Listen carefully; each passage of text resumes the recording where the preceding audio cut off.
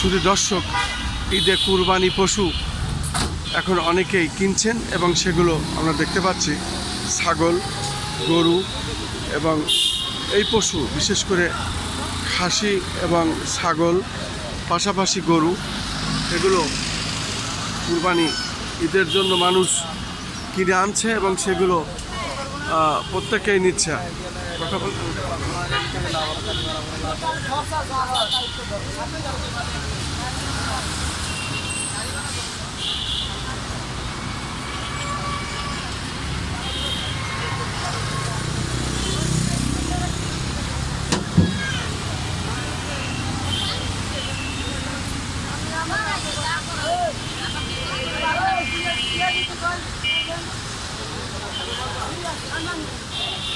অনেক বেশি হয়, একটু গরম পাইলে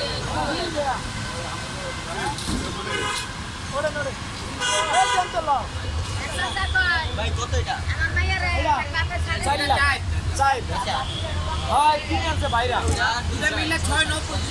একটু কথা বললেন, আপনি কোন হাট থেকে এই কুরবানির পশু কিনে আনলেন? হ্যাঁ, গাবতলী। দুটো গরু দেখছি, কত দাম কোনটার কত? দুইটা গরু, একটা 4 লাখ টাকা আর একটা 2,60,000 টাকা। 2,60,000 টাকা। কি নাম আপনার? আখতারুজ্জামান।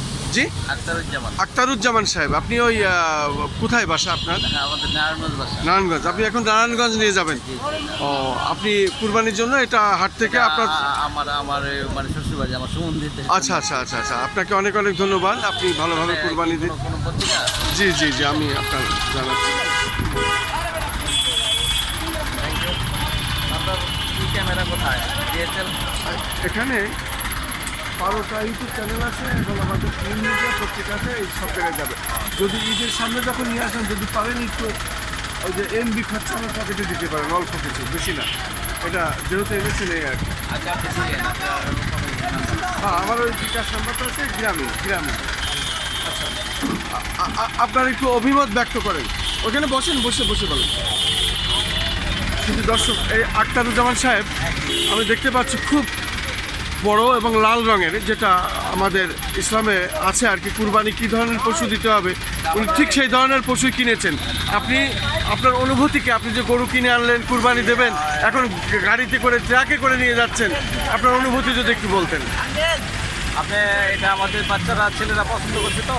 হ্যাঁ। বাইকটা আমাদের ছেলে হ্যাঁ। পছন্দ করাতে আর যেমন একটু লাল সুন্দর, এর জন্য আমরা নিয়েছি। কুরবানির জন্য যদি ভালো গরু নিতে হয়, সুন্দর নিতে হয়। আচ্ছা আচ্ছা আচ্ছা আচ্ছা, আপনি অনেক গরু দেখাশোনার পরে এটা আপনার চয়েস হয়েছে, তারপরে কিনেছেন।